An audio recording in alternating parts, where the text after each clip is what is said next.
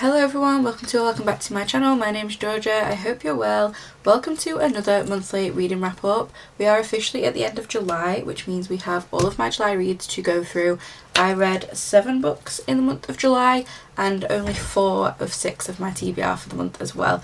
I feel like I've got so bad for sticking to my TBRs again recently. I feel like this entire year I think there's been one time where I actually read my entire TBR, which is just poor effort if you ask me, but we did 4 of 6, which I'm happy enough about, so let's just go through all the books that I read. If you've read any of these books, then let me know what you thought of them in the comments, and also let me know what your best book of July was. I'm just going to jump straight in. The first book that I finished in the month of July was this big boy here. So this is Warrior Fae by the Twisted Sisters, so Caroline Peckham and Suzanne Valenti, and this is the 5th and final book in the Ruthless Boys of the Zodiac Academy. So this is Warrior Fae, and he's a chunky one. I audioed this book. I don't think I could ever bring myself to sit and read a 1,000-page book like this. I did audio it and I did some immersive reading with it as well, and I really enjoyed this one. I think it was such a perfect end to this story. I loved how we sort of wrapped up the series. This was literally back-to-back drama, like it's constant in this book. When going into this book, we still had so much left to sort of uncover and unravel, and I was a bit concerned that it was either going to be quite rushed or that we weren't going to get all of the answers that I was looking for, but we did get them all, and obviously with it being the size that it is, it didn't seem or feel too rushed. I love the audio for these anyway. I have audioed all 5 of these books now. I've done like immersive reading for a lot of it. I really enjoyed the audio for it. The only issue is the female narrator changed in this one, which really threw me out for the first like half of it, and I found it quite difficult to get used to this new narrator's voice, but by the end of it was fine. It just took a bit of getting used to, because I've spent so much time in these books with these characters and these narrators that it took me a while to adjust to the new narrator. I loved it. It was so entertaining. I was so hooked in. I devoured this. I expected this to take me like weeks, and I think I did it in like 6 days, which is quick for me. I'm impressed with myself for that one. But so much drama, so much lust and spice and fun, and so much mystery, and I devoured it. I have settled on a 4.5-star rating for this. I am classing this series as a 5-star series for me. It is one that I will definitely be thinking about for the rest of time. Like, I've already decided and like planned out my tattoo that I want for this series and for these books. If you don't know, I am planning on a leg sleeve for all like little bookish nods, and I definitely have my one for this series planned out already. And I now see why we read this book here. So I'm doing the reading order with the sort of Zodiac Academy series, where you read the first 3 in the Zodiac Academy, you then read the Ruthless Boys, and then you go back to Zodiac Academy after. So I now know why we read this here, and I really like how it's all been tied together. There's like multiple epilogues at the end of this book, and one of them is literally, I'm assuming, just before these characters sort of step in. So I'm so excited to get back to the Zodiac Academy now that we have sort of made these links, and I cannot wait to get further into the Zodiac Academy now. Like, I am so ready to jump into that now. So all in all, an enjoyable read, definitely worth sticking it out. I know it's intimidating and huge, and the series as a whole is massive, but I 100% think that this series is worth a go. I recommend doing the reading order that I've done so far. Obviously it's going to be a bit confusing jumping back into Zodiac Academy now, but I definitely recommend reading the first 3 first, because I feel like the events hit so much harder. So yeah, book 1 for July, we have Warrior Fae and a 4.5-star read.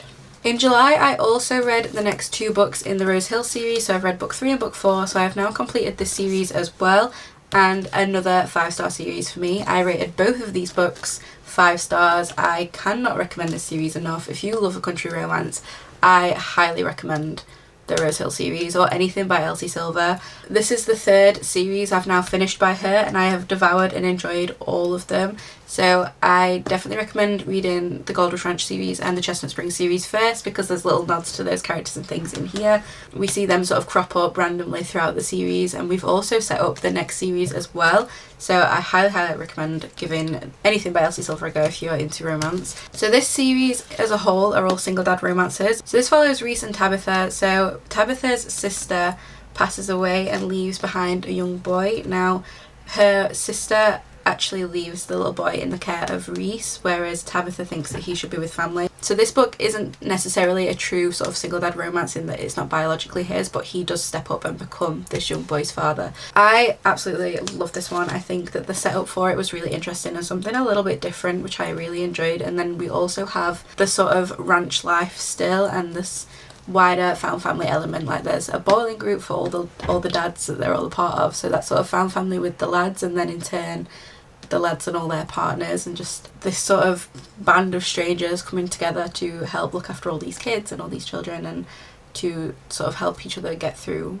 the tough parts of life. Like we focus a lot on grief in this one in particular. Obviously with Tabitha's sister having passed away, we're following really heavily on her sort of like coming to terms with that and having to care for this young boy alongside her grief. So I did really enjoy this. I think this one was incredible. It's probably up there with one of my favourites, but then I feel like I've been saying that about all of them. I genuinely can't put one first, I don't think. But yeah, I really enjoyed this one. Reese was an amazing male character in this one as well as Tabitha. I really think that they complemented each other very well, and as much as they were like sort of enemies from the beginning of this book, it was really nice to see how their relationship developed as they sort of helped each other grieve around all these secrets, and just how they came together was so lovely. So I really enjoyed this one. 5-star read. And then I also absolutely loved Wildcard as well. This is an age gap ex-boyfriend's dad romance. So in this one we're following Sebastian and Gwen. Sebastian basically finds out that he's got like a 24-year-old son. He goes to meet him, they spend some time together, and then on the airport on the way home his flight gets cancelled and he ends up sort of stuck in the airport with this young woman Gwen. Now they really hit it off, they have this really lovely connection, and then they sort of part ways. Since they last saw each other in the airport like a year ago, that Gwen has since been dating Sebastian's son Trip. It's all the drama that unfolds from there. I've never really read the sort of ex-boyfriend's dad trope. It's not something I've ever really read or enjoyed, but I did actually quite enjoy that. I think it was a really interesting addition to the story, and also just seeing how that all sort of unfolded was so entertaining. And it's something that I definitely think I'd like to read a little bit more of in the future. I do think it made for so much drama and entertainment, so I enjoyed that. That's new for me, a new trope that I actually quite like, sort of an age gap romance anyway, so I think that it just made for an extra layer of drama that was so much fun to read about. Now I am so sad to be done with this series. I absolutely devoured it. I'm not ready to jump into Elsie Silver's next series yet because I kind of want to wait till a few more of the books have come out, so I might wait for book 2 and then read them both. We do set up that series nicely. We meet the main character that book 1's going to be about, which is Emmett. He's a horse bull rider, and he crops up at the end of this one because there are some wildfires and he comes to sort of help with the horses. So we have actually met the main character from book 1 in the Emerald Lake series, which I'm so excited to get to. So another 5-star read. I cannot recommend the Rosehill series enough, and I may have also bought the Fairy Loot special editions for those. So I may have purchased those. They don't come out until like February though, so it's going to be like a surprise Christmas present to myself, belated Christmas present to myself, because I'm hoping I forget about it and then they'll just show up at my door and I'll lose my mind. That's basically the plan. Okay, next for my July reads then, I next picked up Next to You by Hannah Bonham Young. This is book 2 in the Next series by this author. So there's Next of Kin and there's Next to You. So Next of Kin is following the best friends from book 1. So Matthias is Warren's best friend from book 1 and Lane is Chloe's best friend from book 1. So we've got that sort of coming together of the friendship group. Now I need one of you to answer this question for me because I've had a look and I cannot find the answer, but when I put this in on my Fable account the other day, it said that there was a book 3, that it's not out yet, but it didn't have a title or anything like that, but it just said book 3. And I can't find any sort of proof if that's real or not. Like I've looked on Goodreads, it says nothing on there. I've tried Googling it, it's all a bit like unsure and nothing announced, but nothing not announced. So I'm just a bit confused whether that's true or not, but if any of you guys know, please let me know because I need to know if that's going to happen, because the only thing I can think of is they have another friend called Emily, but she's already engaged, so I'm a bit like, is it going to be something to do with her engagement falling through? Like I'm intrigued to see if we're getting anything else from these characters, but I do think that would be a really interesting story anyway. Elaine is transgender as well, so I feel like it'd make another really lovely layer. Hannah Bonham Young just covers so many different sort of tropes, and I feel like she always sort of covers all ground. She has some disability representation in there. She has a lot of the sort of like LGBTQIA plus sort of support in her books and things, so I think that would be such a lovely story to have.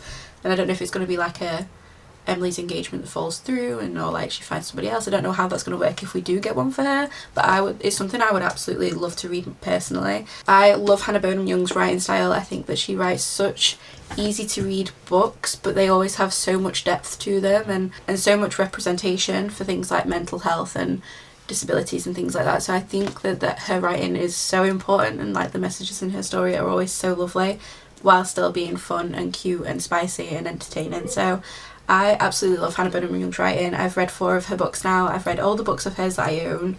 There's definitely a couple more out that I think I would like to get my hands on sooner rather than later as well, just to sort of finish my Hannah Bonham Young collection. I've loved all of her books. I've rated all of them above 4 stars at this point, so I definitely think that she's an author that I get on with well. I did settle on a 4-star rating for this book in the end. I really enjoyed it. I think that Matthias is definitely up there as one of my new favourite book boyfriends. He is incredible. I love him, and we spent some time with his family and I really liked that side of it as well. I think that his sort of like family life was so lovely. And one thing I really loved about this one and sort of the setup for this book is Lynn inherits some money as her father passes away, and she uses it to buy a sort of school bus that she wants to do up and live in. So we have that renovation side of it, and Matthias is helping her renovate this bus, which was such a fun setup. I loved like following them do up this bus and then, you know, have all this quality time together. We follow a lot about sort of grief in this book anyway. Like I said before, Lane's father has passed away, and so again we're following grief. I'm going to close the window. So this book does focus quite a lot on grief, with her having to sort of figure out how to move on and to live her life now that her father's passed away. I just absolutely loved this. I think it was such a lovely romance. I really loved seeing them coming from like strangers to friends to lovers, and the sort of like lust and that sort of situation. Here is a bit of a friends with benefits to start with, and all in all I just had a really fun time with this one. I enjoyed this one a lot more than I think I expected to as well, but all in all a super enjoyable read, 4 stars. I next have a few sort of like summer romance reads that I wanted to get to that have been on my summer TBR for a while, so let's go through these 3 next. So I first have Mr. Wrong Number by Lynn Painter. This is book 1 in the Mr. Wrong Number series. I read book 2 a couple of years ago, that's The Love Wager, and I never picked up book 1, so I felt the need to go back and pick up this series. This one follows Olivia and Colin and is a brothers roommates romance. So it's a bit of like an age gap. It's a secret identity situation. So this one is following Olivia when Olivia's having like a really shit time. Her house burns down and she ends up moving into her brother's flat. Now her brother doesn't live there anymore, so she ends up living with his roommate Colin. Now they don't really get on. They have all this sort of history and tension, and it's all a bit weird, and they just don't like each other. And one night she gets a message from this random number asking what she's wearing, and it turns into this really fun, flirty, sort of banter filled, not a relationship I guess, but like they have this back and forth texting for a very long time, and it actually turns out that that person is Colin. I loved the drama in this one. I love how Lynn Painter writes just really fun, quirky rom-coms. I all in all did have a very fun time. I wouldn't say that this book is anything mind-blowing or amazing, but if you're looking for something super easy and entertaining, then I do think that Lynn Painter is a great place to go. I would say I enjoyed Love Wager more than I enjoyed this one, but I did still enjoy this one. I settled on a 3-star rating in the end. Now 3 to me is still a good rating, so like obviously half of 5, 2.5. 3 is still better than half. All in all, 3-star read. It was fun, easy, flirty time, just nothing sort of like mind-blowing or perfect, but still, if you're looking for a really easy summery read, this one is a lot of fun. Lynn Painter just writes the perfect little rom-coms. I think I enjoyed The Love Wager more, so we're following Olivia's brother in that one, and that one was definitely more entertaining as far as I'm concerned, but this was still a really fun read, so 3 stars in the end. I then picked up the Unhoneymooners by Christina Lauren. I had, again, a really fun time with this one. This one follows our main female character, Olive. Now, Olive is a twin sister and she is what she classes as the unlucky one. And then her twin sister, Amy, is like the luckiest person she knows. She wins all these competitions. She just has this perfect sort of setup and this perfect life. Amy is getting married. And at the wedding, everybody gets food poisoning, except Olive, the maid of honour, and Ethan, the best man. Now, Ethan and Olive do not get on. They are full-blown enemies. They despise each other. They've never got on. They're always sort of bitter and arguing. So Amy is unable to sort of cancel or move her honeymoon plans. So Olive and Ethan go on the honeymoon. They go in their place, so they have to pretend to be this newlywed couple. They end up bumping into Olive's new boss and basically tells the lie there that she is you know, newly married and they have to pretend to be in love and on this amazing all expenses paid trip to Hawaii, which is literally my dream destination. Like, I loved just watching them go around Hawaii, do all these really fun activities. Like, it is literally my dream to do what they did in this book. So I just thought it was really fun. I enjoyed sort of seeing them spending time with each other and realizing that the other isn't actually as awful as they first thought, and progression from sort of like enemies to friends to lovers, and then all of that was just so fun. The only thing I didn't like about this one is I didn't really like the third act conflict in it. I do feel like that brought my rating down quite a bit. I do think this one was probably sitting around like a 4.25. The third act conflict I didn't like, and I feel like that's then brought my rating down, so I did settle on a 4.75 for this one. So again, I still enjoyed it. I was still really entertained and having fun with this book, but by the third act conflict it did lose me a little bit. It was sort of miscommunication, but it was also just sort of a bit much, I think. I get it. They were both sort of protecting their people, so it's actually not something to do with their relationship, but something to do with Olive's sister. So it's Olive's sister Amy and Ethan's brother, oh my god, what's his name? I've completely forgot his name. Amy's new husband. It's something to do with them, so they're both just protecting their siblings, and there's a big misunderstanding in terms of that, but equally it does kind of make sense, because like if I think about it, would I back my sister like she did? Absolutely. So I get it, but I just didn't like how it sort of went down. So the third act conflict did ruin it for me a little bit in this one, but all in all, up until that point I was really enjoying it. So a 3.75 in the end for this one. Again, another really fun read. This is the first book I've ever read by these authors, so I would definitely like to pick up some more by them. I feel like this was definitely a good start, and I'm intrigued to see what else these authors have in store. So all in all, a very good read, and I'm looking forward to picking up the other books that I have by these authors. And then finally, for the month of July, the last book I picked up was Summer in the City by Alex Astor. This again was part of my summer romance reads, and I again had a really fun time with this one.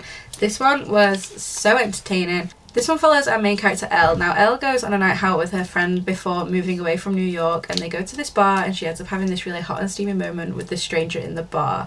That moment then turns a little bit sour, ends badly, she leaves. She moves away from New York, ends up having the worst writer's block, and they basically pay for her to come back to New York to get some inspiration for this screenplay that she needs to write. Now when she moves back, her neighbour happens to be none other than Parker, our main male character in this little book. Having bumped into him again, she ends up basically having this night of hate-fueled writing and writes this really good start to this screenplay.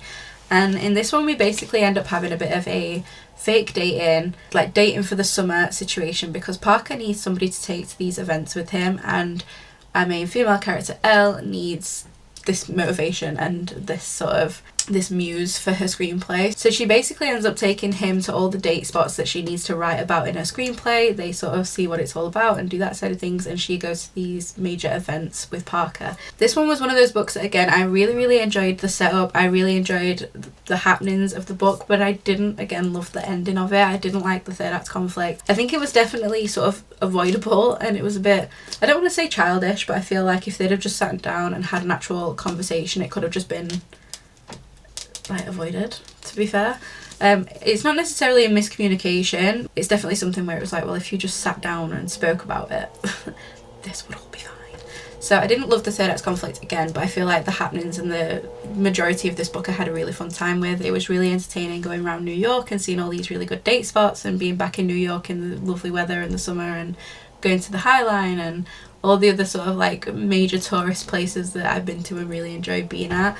It was really fun to sort of be back there with these characters. So I enjoyed the setup, I enjoyed the happenings. I didn't, again, love the third act conflict, but the resolution to that third act conflict was enjoyable as well. So all in all, a good time with it. Not my favourite, not mind-blowing, not something that I think will stick with me for a very long time, but definitely a really fun, easy beach summary read. Settled on a 3.75 for this one because I was loving it until that third act conflict, but definitely an entertaining summary read that I would recommend if you don't despise the miscommunication trope. All in all, another enjoyable read. I'm really enjoying just reading sort of like fun rom-com-y romances at the moment. I feel like they're the perfect summery vibe, summery beach read, holiday read sort of situation. So again, one that I do recommend, just not anything sort of like mind-blowing, if that makes any sense. So another 3.75 rating for this one. So there we have it, another successful reading month. I've read 7 books and 4 of 6 off my TBR for the month of July. I did have a really fun reading month. I feel like I've finished up some series that I was in the middle of